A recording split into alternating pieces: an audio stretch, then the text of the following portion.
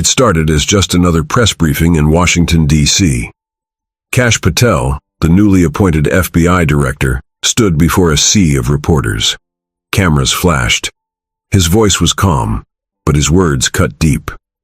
African leadership lacks the stability and moral clarity to make decisions on global security, he said. The room paused. No one expected such a bold and insulting statement. Within hours, his words spread like wildfire across African news channels. On social media, hashtags like Gert Respect Africa and Director Traoré will answer began trending. In Burkina Faso, Ibrahim Traoré was watching silently. He didn't speak. Not yet. But deep inside him, something was stirring. A storm. Not for revenge, but for dignity. All over the continent, students, farmers, mothers, and soldiers watched the clip again and again. Tears in their eyes, rage in their hearts. Was this how the world saw them? Traoré closed his laptop and called for a press team. Something was coming. Something the world would never forget. The insult wasn't just to leaders. It was to every African mother who carried water, every child who dreamed, every soldier who died for his land. Burkina Faso's capital, Ouagadougou, was buzzing. Captain Ibrahim Traoré, wearing his military uniform, stepped into the press room for an emergency broadcast. The room was quiet. Tension hung in the air like fog. He stood behind the podium and stared into the cameras. Calm. Composed. But fire burned in his eyes. "I have one message," he began. "To Mr. Kash Patel. If you have something to say about African leaders, say it to our faces. Not behind cameras, not in coded words. Come to the soil we defend with our blood." The room erupted in gasps. All over Africa, phones lit up. TikTok, Twitter, YouTube. Traoré's speech was spreading in real time. He wasn't screaming. He wasn't insulting. But his words hit harder than 1,000 bullets. "You said we lack moral clarity," he continued. "You forget that our ancestors resisted with bare hands what your ancestors brought with guns. We have nothing to be ashamed of. But you perhaps have much to reflect on." He looked into the lens. "Come to Africa. Let's talk. Man to man." And just like that, the challenge was issued. Not of war, but of truth. In a small village near Kaya, an old woman sat on a wooden stool, her radio pressed to her ear. Her name was Mama Alima. She had lived through wars. She buried 2 sons, one during the revolution, the other from a bullet meant for someone else. She had no degrees, no power. But she knew dignity when she heard it. When she heard Traoré's voice on the radio, she cried. Not out of pain, but pride. She wiped her eyes with her scarf. Her neighbor asked why. She whispered, "Because my son died for this land. And tonight, someone spoke for him." That night, across villages and cities, families gathered not around food, but around screens. Little kids who didn't understand politics asked their mothers, "Why are you crying?" And their mothers said, "Because someone finally stood up for us." Traoré wasn't just speaking for presidents. He was speaking for the forgotten, the voiceless, the ones who carried the pain of being seen as less than. Meanwhile, in Washington, Patel's phone buzzed non-stop. African embassies were calling. News outlets were demanding answers. But most terrifying of all, the world had started listening. 3 days later, an audio recording leaked online. It wasn't clear who leaked it or how they got it, but it spread like wildfire. In the audio, a voice that sounded unmistakably like Kash Patel could be heard laughing during a closed-door meeting. They shout about dignity, but give them a suitcase and they fold. African leadership is built on bribes and ego, nothing else. The recording hit like a bomb. International media exploded. African newspapers ran front pages with just one word: enough. Traoré watched the clip from his office. No smile, just silence. He turned to his communications officer. Prepare a full national address and call the families of the martyrs. I want them present." The world was watching now. But this wasn't just about Patel anymore. This was about every fallen soldier, every African child growing up thinking their continent was broken, every insult swallowed in silence. And this time, silence was no longer an option. Traoré knew what he had to say next. Would either unite a continent or be the end of him. That same night, a young woman named Fatou Diarra appeared on national television in Burkina Faso. She wore a white dress and held a worn photo of her brother Amadou, a fallen soldier. With tears streaming down her face, she whispered, "My brother died fighting terrorism in the north. We never received a suitcase. He never folded. He gave everything." The studio went quiet. Fatou continued, "To the man in America who says our leaders fold for money. You've never eaten dry rice for a week, so your son can go to school. You've never buried your brother in a wooden box with no name." She clutched the photo to her chest. "And yet you mock us." The camera zoomed in, her voice cracked. "Ibrahim Traoré doesn't buy our loyalty. He earns it, with sleepless nights, with dusty boots, with respect." Millions watched, some cried, others stared in stunned silence. That single interview triggered over 10 million views in less than 24 hours. Comments poured in from Kenya, Ghana, Senegal, and beyond. Fatou spoke for all of us. Africa is not for sale. And somewhere in Washington, Kash Patel sat in his office, realizing the storm he'd awakened was far greater than he imagined. It was 6:12 a.m. in Washington. President Mallory sat in the Oval Office reviewing reports when his aide rushed in, pale and breathless. "Sir, it's the African Union, and they're angry."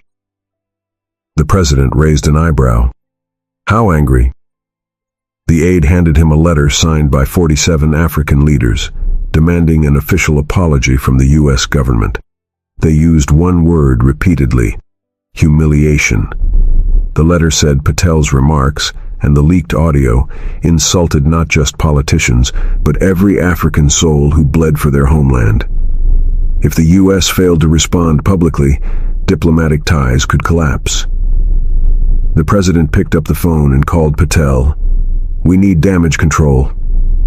But Patel was stubborn. "They're overreacting. I told the truth." "Maybe.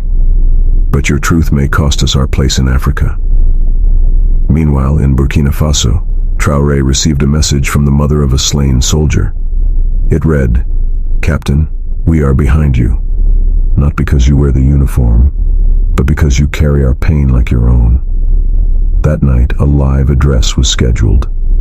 One man was about to speak, not as a politician, but as a wounded son of Africa, and the world would finally listen. The streets of Ouagadougou were silent. Cafes closed early. Schools let children out. Markets shut down. Everyone was waiting. Inside a packed press hall, Ibrahim Traoré stepped up to the podium. No military guards, no political advisors. Just him, alone, and the flags of Africa behind him. He took a breath, then began. "To Mr. Patel, and to the world watching, you may speak of Africa as though we are broken. But I will not let your words become our truth." His voice shook, not with fear, but emotion. "You do not know what sacrifice is. You do not know what it means to fight with no shoes, to lead when you've lost everyone you love, to protect your people when the world turns its back." A pause. "But we do." He looked into the camera. His next words made mothers cry and hardened soldiers drop their heads. "Africa may bleed, but she still stands. And if I must be her voice, then I will speak until my throat dries and my heart gives out." The speech was only 6 minutes long, but it would be remembered for generations. In the dusty town of Titao, 12-year-old Issa Kabore clutched a photo of his father, a local officer who died in an ambush 2 years earlier. He sat on a straw mat beside his grandmother as Traoré's speech played on their old radio. When it ended, Issa didn't speak for a full minute. Then he whispered, "Papa, he spoke for you." His grandmother pulled him close, trying to hide her tears. They weren't alone. Across Burkina Faso, millions felt the same, like someone had finally said the things they were too broken to speak out loud. On Facebook and YouTube, people began uploading videos of their family members who had died serving their countries. Stories flooded in from Mali, Niger, Chad, DR Congo. Africa wasn't just watching, it was remembering. Traoré's speech had awakened something raw, buried under years of pain and silence. And far away, in Washington, Kash Patel stared at a screen filled with African flags, quotes, and prayers. He muttered under his breath, "What have I done?" But it was too late. This wasn't politics anymore. This was personal. A clip began trending across social media, not from a news outlet, but from a cell phone camera.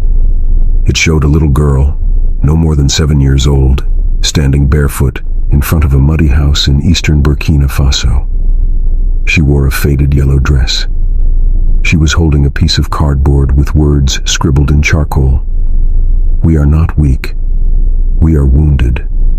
But we are rising. Thank you, Captain."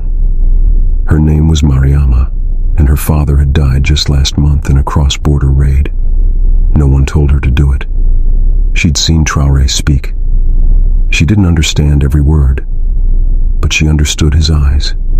She saw a father, a protector, a man who reminded her of the one she lost. The video hit 22 million views in 48 hours. People from Nigeria, South Africa, Brazil, and even Germany began leaving comments. "I don't know this man, but I'd follow him. This made me cry. The world needs to hear this girl's voice. Africa is not weak. Never again." Somewhere in a quiet office, Traoré sat watching the clip. He didn't smile. He cried. And then he stood up. It was time to take the message to the world stage. 3 days after his national address, Ibrahim Traoré received an official letter. It wasn't from a journalist, not from an ambassador, not even from a friend. It was from the United Nations headquarters in Geneva. "You are formally invited to address the global community during the upcoming Human Rights and Leadership Forum." No African leader had been invited in over a decade to open that floor. Everyone knew why this was happening. The world had seen the backlash from Kash Patel's words, but no one had responded like Traoré. Not with fire, not with tears, not with truth. And now the very people who once doubted him wanted to hear from him, live, in front of over 150 nations. But there was danger. His advisors warned, "They won't clap for you. Some want you silent." Traoré looked at the letter. Then he looked at a picture on his desk, one of a burned-down village in the north. He clenched his jaw. "Let them try to silence me. I will speak with their microphones, or without them." He packed no suit, no teleprompter, just truth, and the weight of a continent on his shoulders. The night before his flight to Geneva, Ibrahim Traoré received a message. Not from a minister, not from a soldier. From a woman named Fatou Diallo. She was a widow in northern Burkina Faso. Her husband had been a schoolteacher. He was gunned down protecting students from a militia attack. She didn't write much, no politics, no hashtags. Just one line. "If they won't listen to our tears, please make them hear our pain." Traoré held the phone in silence. Then a second message came, a short video. Fatou's 5-year-old daughter Zainab was wearing her father's old shirt, 4 sizes too big. She said softly, "Tell them my papa was not a rebel. He was my hero." Traoré couldn't speak. He walked to the edge of his garden, placed his hand over his heart, and wept under the stars. It was the first time his guards had ever seen him cry. He wiped his eyes, and whispered to himself, "I won't go to speak like a politician. I will speak like a son, a brother, and a father." This speech would no longer be about him.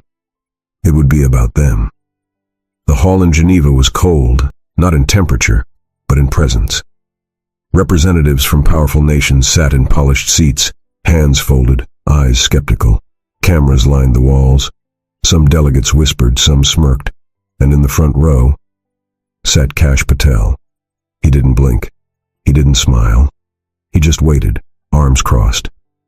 Then Captain Ibrahim Traoré walked onto the stage. No bodyguards, no grand entrance. Just a quiet man in a simple dark jacket, carrying a folded piece of paper, and a fire that couldn't be seen, only felt.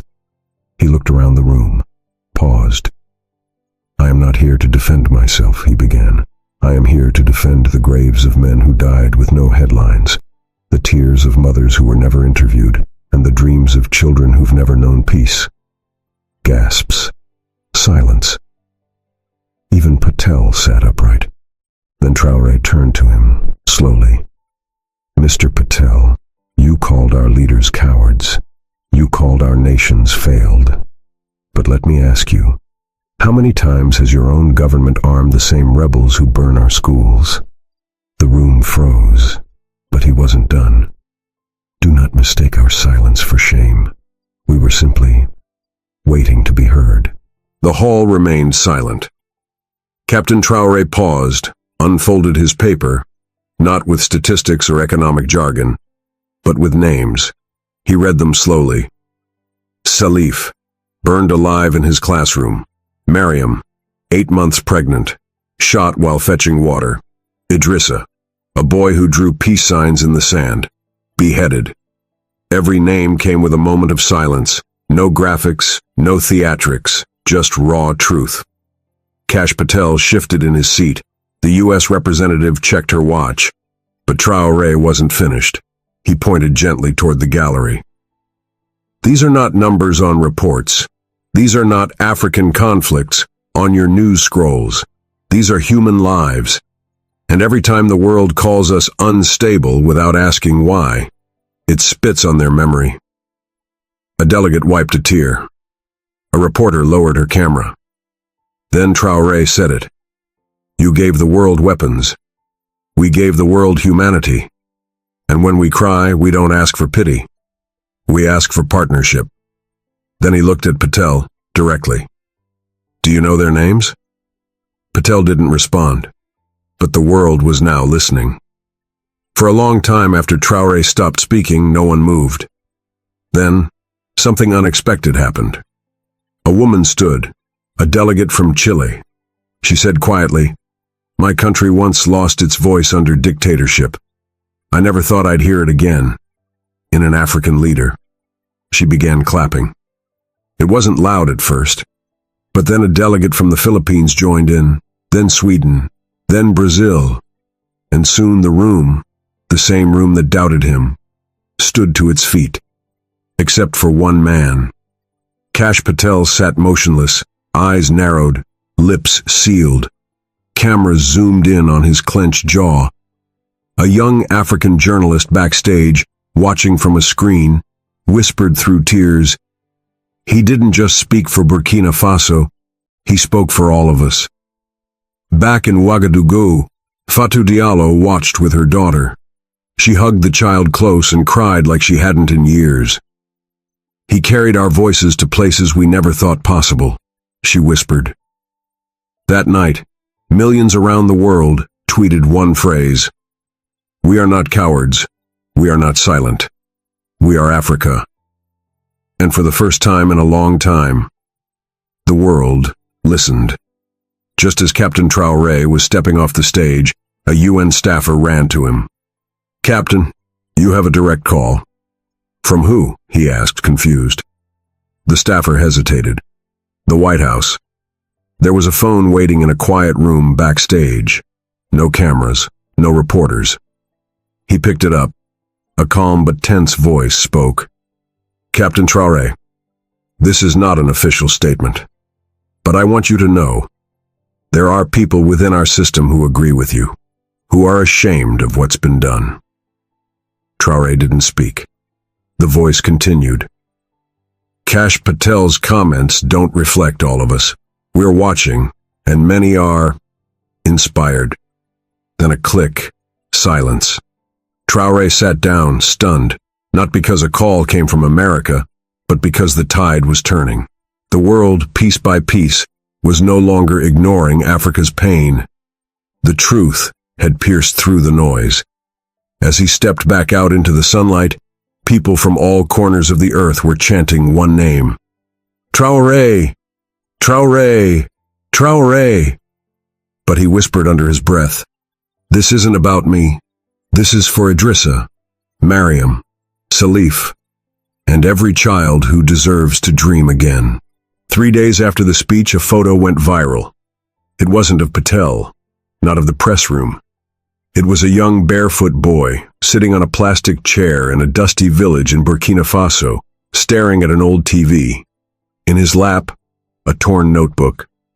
On the top line he had written, "One day I will defend Africa like Ibrahim Traoré." The photo shook the world more than the speech.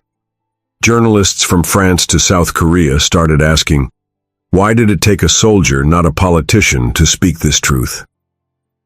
In schools across West Africa, teachers paused history lessons to play Traoré's speech. In Dakar, an old woman collapsed in tears, whispering, "Thomas Sankara would be proud." Meanwhile, Patel tried to recover. He posted online that his words were misunderstood, but it was too late. His video was drowned out by another, Traoré's, on every screen. "We are not victims," Traoré had said. "We are authors of our future." The boy with the notebook smiled and underlined that sentence 3 times. And in that small act, Africa rose. Back in Burkina Faso, reporters gathered outside the presidential compound.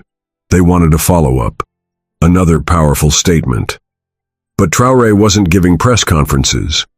Instead, he quietly visited a children's hospital in Bobo Dioulasso.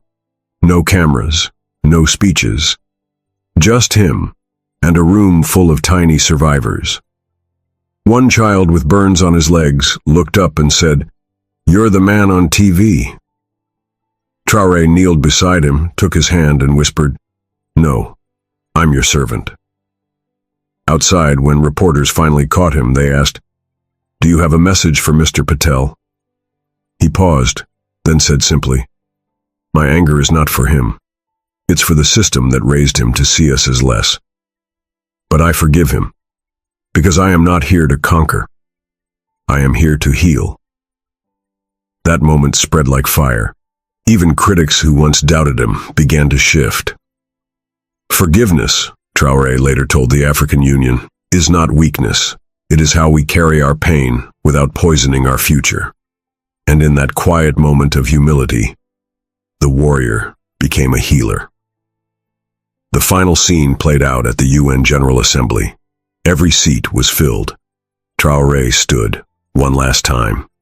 This time, he didn't speak with anger. He spoke with hope. Africa is not a battlefield. We are not chaos. We are not your project. We are your equals. We've been lied about, stolen from, ignored, but we're still here, not because of aid, but because of spirit. He ended with just 6 words. If you won't respect us, watch us. Then he stepped down. The applause? Deafening. Even delegates who had doubted him stood in respect. Later that night, TikTok, YouTube, Instagram, all flooded with clips titled, "This man just changed Africa forever." And under those videos, tens of thousands of comments. I cried. He spoke what we've all felt. Thank you, Captain Traoré. And now, dear viewer, if this story moved your heart, even a little, please like this video, subscribe to this channel, and comment the word respect if you believe in Africa's rise. Let's make sure the world hears this. Let's make sure they never forget.